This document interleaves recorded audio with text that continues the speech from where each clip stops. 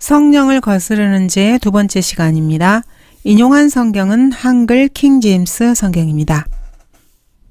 연료 없이 날아다닐 수 있는 15,000개의 UFO, 그리고 다른 사람들이 외계에서 오늘 도착한다고 한번 상상해 보시기 바랍니다. 지성인들에게는 아주 흥미로운 상상입니다.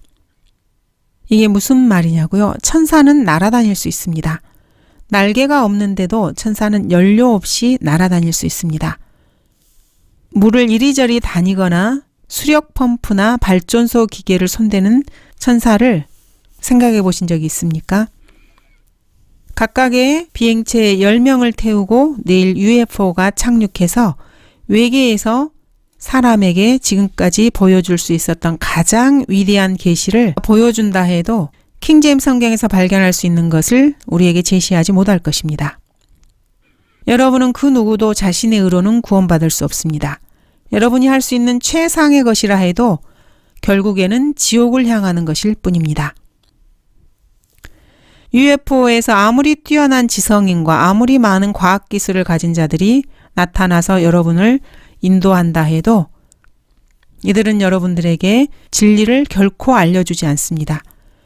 성령께서 말씀하신 것에 대한 인간의 불신으로 인해서 성령께서는 저항을 받습니다. 이것을 성경을 통해서 우리는 확신할 수 있습니다.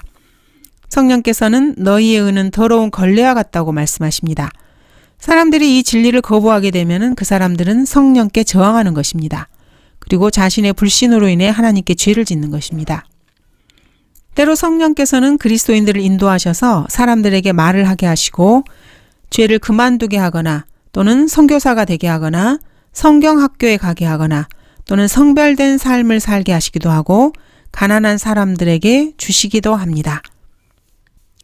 수많은 그리스도인들이 이 인도하심에 복종하는 대신에 성령께 저항합니다. 이처럼 성령의 인도하심에 저항하면 그 사람은 죄를 짓는 것입니다. 그리스도인의 삶에 있어서 가장 위험한 시점은 바로 구원받은 직후로 성령께 순종하고 성령의 인도하심을 따르고 싶어할 바로 그때입니다. 왜냐하면 그 시점에 사탄이 그 어린 그리스도인이 할 수 있는 모든 것을 다해서 성령의 일을 흉내내고 성도로 하여금 그 성도를 잘못된 영을 따르게 할 수 있기 때문입니다. 그러므로 마귀에게 사로잡힌 그리스도인이라는 것은 구원받고 나서 영성 운동에 빠져들어서 사탄의 영을 성령으로 잘못 알고 용서할 수 없는 죄를 지을까 두려워하는 사람입니다. 이런 사람이 이 나라 전역에 있습니다. 미국에도 있고 오순절, 은사주의 집단들이 우죽순처럼 여기저기 솟아나고 있습니다. 이들은 단순하게 마귀 들린 그리스도인일 뿐입니다. 자신의 삶을 성령의 이름과 주 예수 그리스도의 이름으로 사탄에게 주는 사람들입니다. 이들이 그 더러운 영의 정체를, 실체를 파악하려고 하면은 그들은 성령을 모독하고 용서할 수 없는 죄를 짓게 되리라는 그런 막연한 두려움 때문에 자신들이 가는 그 길을 돌이키지를 못합니다. 이것이 바로 마귀에 사로잡혀서 마귀를 쫓아내는 의식과 성령을 모독함과 용서할 수 없는 죄에 붙잡힌 사람들을 주위에서 많이 볼 수 있는 이유입니다. 이들은 자신들을 인도하고 있는 영이 어떤 영인지 전혀 분별하지 못합니다. 이들은 그저 체험, 사랑, 사람들과 잘 지내는 것, 잘 어울리는 것, 이것이 바로 주님이 그들을 인도하시는 삶이라고 생각할 뿐입니다. 성령께서는 결코 그런 일을 하게 인도하지 않으십니다. 성령께서는 먼저 사람들로 하나님이 말씀하신 것을 믿고 순종하게 하십니다. 성령께서는 그렇게 인도하십니다. 여러분이 하나님께서 말씀하신 대로 그 말씀을 믿지 않는다면 성령에 대해서 아무리 떠들어봐야 전혀 소용이 없습니다. 그런 사람들은 거룩하지 않은 영, 더러운 영, 사탄의 영을 가지고 있는 사람들입니다. 하나님의 말씀을 믿지 않는 것은 여러분이 더러운 영에 의해 침례를 받았다는 말입니다. 성령께서는 그 누구도 이해할 수 없는 방언으로 의미 없는 말을 제잘거리게 하지 않으십니다. 사도행전 1장부터 28장 그 어디에도 그런 일은 단 한 번도 일어난 적이 없습니다.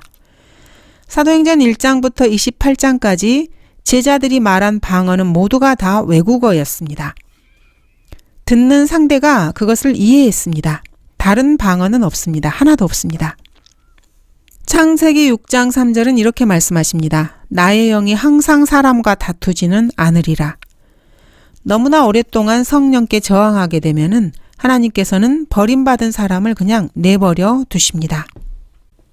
뿐만 아니라 그들은 자기들의 지식 가운데 하나님 두기를 싫어하니 하나님께서 그들을 버림받은 마음에 내버려 두시어 온당치 아니한 일을 하게 하셨도다. 버림받은 마음에 그대로 내버려 두십니다. 하나님께서는 그리스도인들을 그 사람들의 삶을 인도하시는 것과는 상관없이 그냥 버림받은 마음 상태로 내버려 두실 수도 있습니다. 버림받은 그리스도인들을 만나보면 그들은 항상 걸려 넘어질 만한 돌에 걸려 넘어져 있습니다. 그 사람들은 성경에서 가장 중요한 교리와 하나님의 경륜에 대해서 무지한 사람들입니다. 방언에 매달리는 이런 사람들은 성령에 관해서 말을 합니다. 하나님과 1대1로 자신의 말로 정연하게 아뢰는 것을 어려워합니다. 그래서 자기 자신도 모르는 방언 속에서 무아지경에 빠져들고 쉽게 기도하려는 유혹을 받게 됩니다. 이 사람들의 혀는 악한 영에 사로잡혀 있는 것입니다. 이들의 혀는 단어들을 올바르게 발음도 하지 못합니다. 이들은 너무나 오랫동안 더러운 영과 교제를 해온 사람들입니다. 벌링거나 베이커, 스템, 오헤어는 극단적 세대주의자들입니다. 이들은 한몸된 교회에 대해서만 말을 합니다. 한몸된 교회라는 표현은 성경 그 어디에도 없습니다. The Church of the One Body. 예수님의 몸인 교회는 성경에 있습니다. 예수님의 몸인 그의 교회도 있습니다. 그러나 한몸된 교회는 더러운 영에 의해서 조작된 용어입니다. 이렇게 사람들은 버림받은 생각으로 인도를 당하고 있습니다. 어떤 일에 대해서 스스로를 방어하다가 결국은 논리적인 궤변으로 자신을 방어하는 것입니다. 어떤 범위에 머물면서 그 영역을 결코 떠나지 못하는 것입니다. 그래서 이단들은 자신의 논리를 따라서 뱅뱅뱅뱅 같은 영역을 계속해서 돌게 됩니다. 이것이 바로 순환 논리입니다. 이것이 신천지나 그리스도의 교회, 칼빈주의자들에게서 찾아볼 수 있는 특징입니다. 이들은 마가복음 16장 16절, 마태복음 28장 19, 20절, 사도행전 22장 17, 18절, 사도행전 2장 38절 등 이런 성경을 붙들었다가 다시 꼬리에 꼬리를 물고 일생 동안 거기서 온을 그리며 살아가고 있습니다. 이것이 바로 버림받은 생각의 특징입니다. 이런 사고를 가지고 있는 사람은 올바로 사고를 못합니다. 이미 사탄에게 넘어간 사람입니다. 성령께서 우리 그리스도인들의 마음에 충만하게 하시기를 원한다면은 우리 그리스도인들은 모두가 다 저항하는 마음을 멈추고 너무나 우리를 오랫동안 오염시켰던 이런 모든 악에서 먼저 깨끗하게 되어야 합니다. 그리고 자기 자신 안에 있는 모든 불신을 내다 버려야 합니다. 하나님의 말씀에 대한 불신은 마귀에게 사로잡혀서 버림받은 생각을 지니게 된 그리스도인들이 그렇게 되어버린 핵심적인 원인입니다. 하나님의 말씀에 불신을 드러내기 때문에, 즉 하나님의 말씀을 믿지 않기 때문에 마귀에게 사로잡히는 것입니다. 그 결과 버림받은 마음에 스스로 내주는 것입니다. 마귀에게 사로잡힌 사람들은 사도행전 2장 38절을 읽고서 그것을 구원의 계획으로 잘못 착각합니다. 자신도 그렇게 믿고 다른 사람들에게 가르치는 것입니다. 사도행전 2장 38절은 유대인들에게 하는 말씀입니다. 베드로가 그들에게 답변하기를 회개하라. 그리고 죄들을 사함받은 것으로 인하여 너희 각자는 예수 그리스도의 이름으로 침례를 받으라. 그리하면 너희가 성령의 선물을 받으리라. 성령께서는 사도행전 2장에서 그리스도인이 하나도 없다고 말씀하십니다. 이 사건에 참여한 모든 사람들은 유대인 아니면 유대인 개종자들이었습니다. 그러나 마귀에게 사로잡힌 사람은 이 말을 믿지 않습니다. 그리고 자신이 성령과 불로 침례를 받았다고 주장합니다. 그렇지만 사도행전 2장을 자세하게 읽어보면 성령님께서는 혀들이 불이 아니라 불과 같았다고 비유적으로 못먹과 같았다고 표현하십니다. 그러나 마귀에게 사로잡힌 사람들은 버림받은 생각에 갇혀있기 때문에 그것을 믿지 않습니다. 이런 사람은 성령의 이름으로 사탄에게 굴복당한 사람입니다. 거짓 영, 가짜 영을 받아들인 것입니다. 마귀에게 사로잡힌 사람들은 요한복음 3장을 보면은 물과 성령으로 태어나지 아니하면 이렇게 읽으면서 이 구절에 대해서 침례라는 단어를 보고는 물이라는 단어 뒤 5절에 집어넣어 버립니다. 요한복음 3장 1절에서 10절 그 어디에도 침례라는 단어가 없습니다. 그렇지만 이들은 순한 추론이라는 논리로 무장된 사람들입니다. 버림받은 생각을 가진 마귀 들린 사람들이기 때문에 그러한 생각이 더 이상 적절하게 기능을 발휘하지 못합니다. 아주 비합리적으로 되어버린 것입니다. 버림받은 생각을 붙잡고 있는 것입니다. 이런 사람들을 금방 알아볼 수 있습니다. 버림받은 생각을 가진 그리스도인들은 로마서 6장 3절로 가서 그리스도 안에서의 물침례에 관해서 말을 합니다. 로마서 6장 3절을 보겠습니다. 예수 그리스도 안으로 침례받은 우리가 그의 죽으심 안으로 침례받은 것을 알지 못하느냐.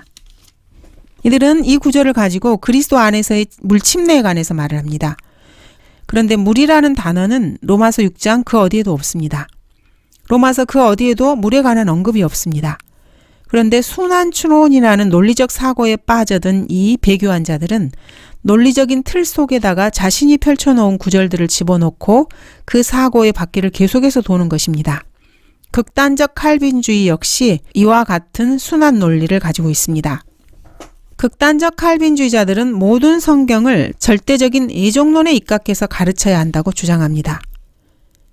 그렇지만 칼빈주의의 예정론은 비성경적입니다. 그리스도인이 버림받은 생각을 갖게 되면은 주님을 위한 자신의 삶은 실제적으로든 영적으로든 완전히 무용하게 됩니다. 그리스도인이라 해도 불성실함으로 성령을 시험함으로써 성령을 거스르는 죄를 짓습니다. 사도행전 5장에서 베드로는 아나니아와 삽피라에게 말했습니다. 어찌하여 사탄이 너희 마음에 가득 차서 성령께 거짓말하며. 아나니아와 삽피라는 그들의 형제들을 속이려다가 실제로는 하나님을 시험하고 하나님께 거짓말을 했습니다.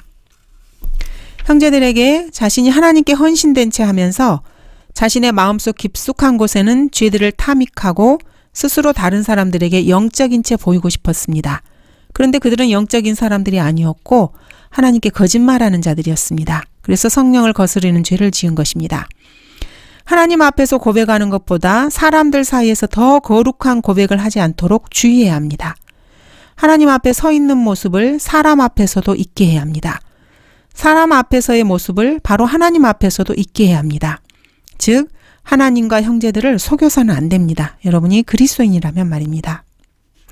한 번은 뉴올리언즈에서 두건을 쓰고 바알의 제의를 입은 사람이 목사님께 접근했습니다.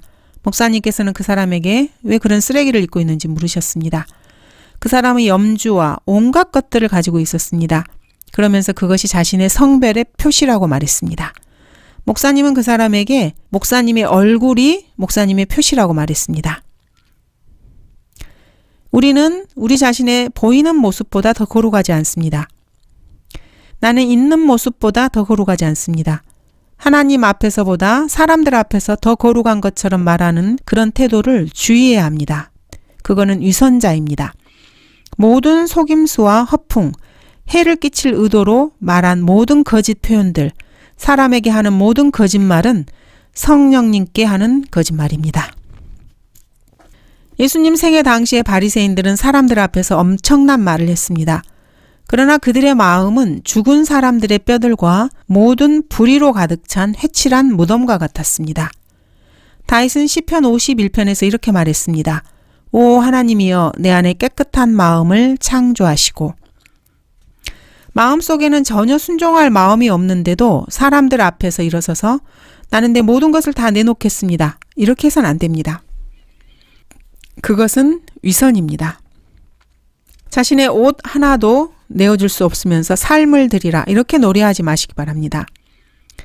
단 한 번도 십자가를 지려고 하지 않으면서 내가 기쁘게 십자가를 지고 이렇게 떠들어대지 마십시오. 구원받은 이후에 계속해서 자기 자신의 길을 가고 자기 인생을 살아가면서 주여 주의 길을 가게 하소서 주의 길을 가게 하소서 이렇게 말하지 마십시오. 열왕기하 5장에서 엘리사의 종 게하시는 거짓말을 한 대가로 문둥병자가 되었습니다. 오늘날 성령께서 거짓말 한 번 하는 모든 사람들을 문둥병으로 만드신다면은 이 나라 전체 또 전 세계에는 문둥병자가 들끓을 것입니다. 그들을 다 수용할 만한 장소도 없을 것입니다. 사람들의 편견으로 인해서 성령님은 소멸될 수 있습니다. 성경에는 분명하게 성령을 소멸하지 말라고 명령하십니다. 이는 엄숙한 명령입니다. 물론 이 말씀은 문맥상으로 봤을 때 모임에 임하시는 성령의 역사를 말하고 있습니다. 믿음이 악한 자의 모든 불붙은 화살을 끌 수 있다고 에베소서 6장에서는 말씀하고 있습니다. 성령이 아니라 마귀의 불붙은 화살을 열심히 꺼야 합니다. 여러분이 그리스도인이라면 말입니다. 소멸한다는 것은 질식시키거나 침묵시키는 것을 말합니다. 소멸한다는 말에는 이사야 4장 4절에서처럼 불을 끈다는 의미가 내포되어 있습니다. 곧 주께서 심판의 영과 불타는 영으로 시온의 딸들의 더러움을 씻어내시며 그 가운데서 예루살렘의 피를 정결케 하실 때라. 성령님의 요구를 소멸하거나 억누르지 마십시오.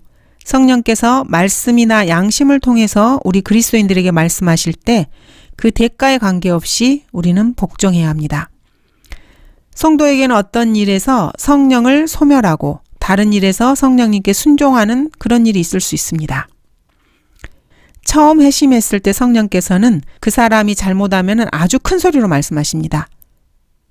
이때 성령의 음성이 무시되면은 성령님의 영향력은 점점점 작아져서 결국에 침묵하게 됩니다.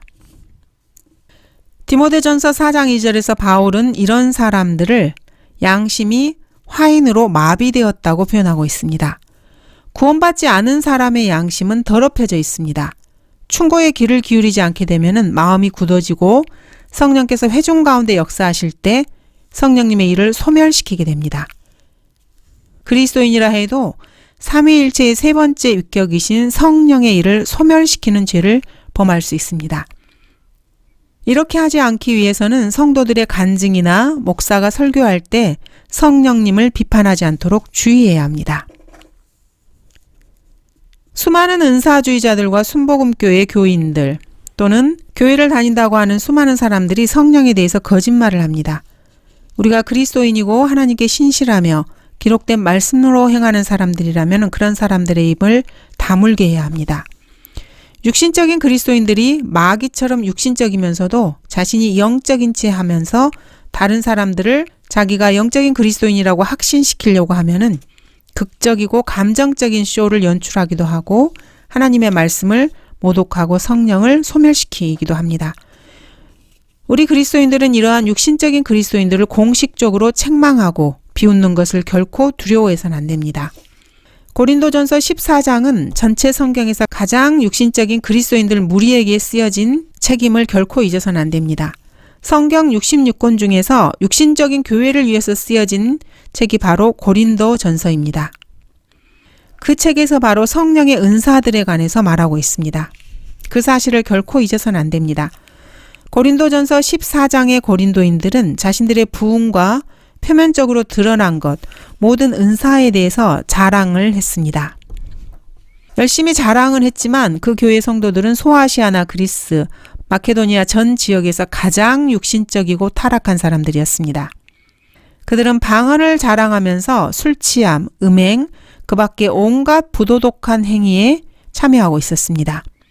타락하고 하나님의 뜻에서 벗어나서 나태하고 속기 쉬운 사람은 종종 뜨거운 체험이나 감정, 극적 경험을 추구합니다.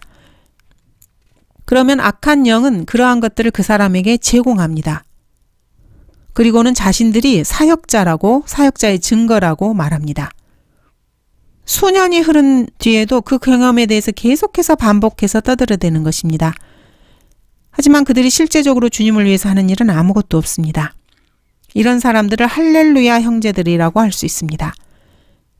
그런 영을 소멸시키는 것은 잘하는 것입니다. 그러나 성경대로 믿는 교회, 영적인 교회에서 그런 악한 영은 교회에서 내던져야 합니다. 그러면 교회가 더 나아지게 될 것입니다. 성령께서는 사람들의 경박한 언행으로 슬퍼하실 수 있습니다. 바울은 에베소서 4장에서 하나님의 성령을 슬프게 하지 말라. 너희가 그 안에서 구속의 날까지 인치심을 받았다고 말하고 있습니다. 부모들은 보통은 자녀를 신뢰합니다. 하지만 그 아이가 도둑질을 하면은 그 부모를 슬프게 하는 것입니다. 성령께서는 우리 그리스도인들이 악에 저항하고 주님께 순종할 것을 기대하십니다.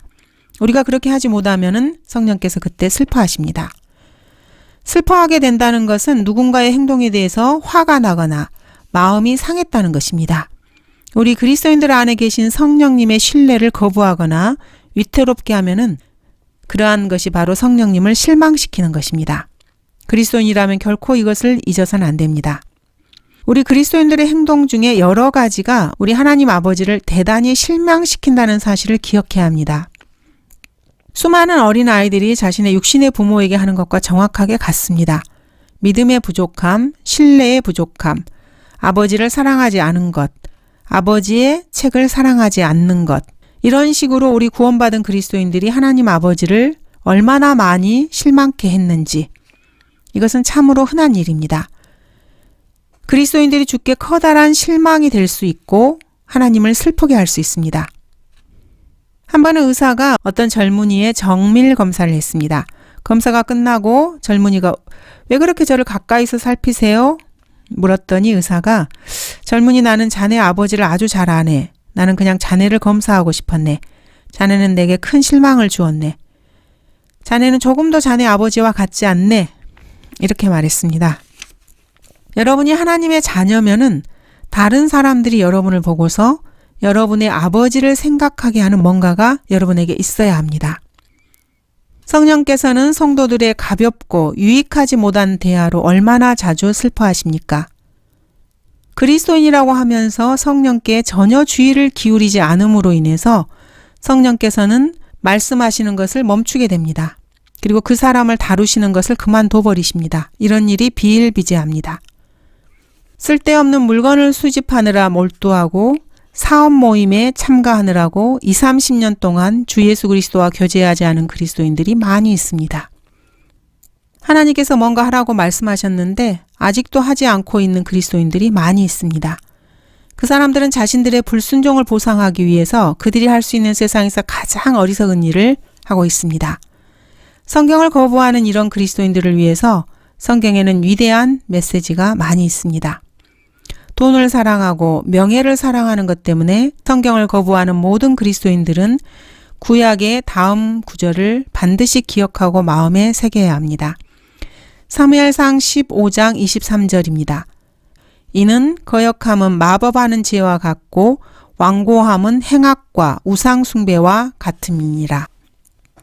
그리스도인이 하나님과 하나님의 말씀을 거슬러서 반역하고 자신이 원하는 대로 성경을 변개시키기 위해서 헬라어나 영어를 붙잡고 이렇게 하는 행동은 마술과 우상숭배의 죄를 짓는 것과 같습니다. 하나님께서 어떤 그리스도인을 불러서 설교하라고 하셨는데 하나님께서 하라고 하신 그것을 제껴두고 자신의 돈으로 큰 교회를 후원하기로 결심했다면은 그 사람은 얼마나 많은 돈을 후원했다 해도 마술과 우상숭배의 죄를 짓고 있는 것입니다. 사무엘상 15장 23절의 말씀에 따르면은 미국이나 한국이나 전 세계에는 마술과 우상숭배에 관여하고 있는 그리스도인들이 수십만이 될 것입니다.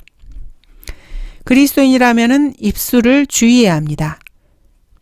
죄를 사소하게 여겨서 성령을 슬프게 해서는 안 됩니다. 여러분이 그리스도인이라면은 행복해지기 위해서 성령으로 충만해야 합니다. 성령으로 충만한 사람들은 행복하지만 신중한 사람들입니다. 모든 신랄함과 분개와 분노와 고함 지르는 것과 욕설을 모든 악의와 함께 너희로부터 버리라. 이 말씀은 하나님의 거룩한 영을 슬프게 하지 말라라는 말씀 뒤에 이어져 나오고 있습니다. 그러므로 가정에서 분개하고 분노하고 고함 지르고 남편과 아내들 사이에서 서로 싸움을 하고 논쟁을 하고 아버지들과 아이들이 서로 싸우고 어머니들과 아이들 사이에 있는 싸움과 논쟁은 성령을 슬프게 하는 것입니다. 진실이 드러난다면은 대부분의 교회들이 15년 동안 한 번 이상의 부흥을 갖지 못하는 이유는 목사들이 거의 능력이 없는 이유는 성령께서 너무나 오랫동안 성도들의 거실에서 헐리우드 영화나 시카고, 뉴욕에서 만들어진 영화, 넷플릭스, 여기에 나오는 살인과 음행, 강간, 술 취함, 거짓말, 속임수 같은 행위들을 보고 있으면서 마음이 상하셨기 때문입니다. 오늘날의 부흥이 없는 이유는 인터넷과 영화 산업의 부흥에 기인한 것입니다. 수많은 사람들이 매 일요일마다 교회에서 구원받지 못하는 진짜 이유는 이들이 핸드폰에 눈을 받고 거실의 TV가 점점 더 커지는 것과 관련이 있습니다.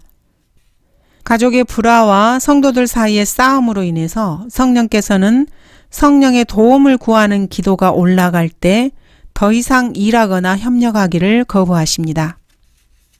하나님의 성령께서 여러분의 삶 속에서 슬퍼하시고 여러분의 가정에서 소멸된다면 여러분은 상황이 즉시 치유되도록 노력해야 합니다. 여러분들이 텔레비전이나 핸드폰에서 보는 쓰레기들로 인해서 성령께서 슬퍼하지 않는다고 생각하신다면 여러분은 하나님께서 원숭이에게 주신 만큼의 사려 분별도 없는 사람들입니다. 여러분이 의사거나 변호사거나 그것은 중요하지 않습니다. 전혀 사려 분별이 없는 사람입니다. 사려 분별이 있다면은 그러한 것들에서 눈을 돌리시기 바랍니다. 감사합니다.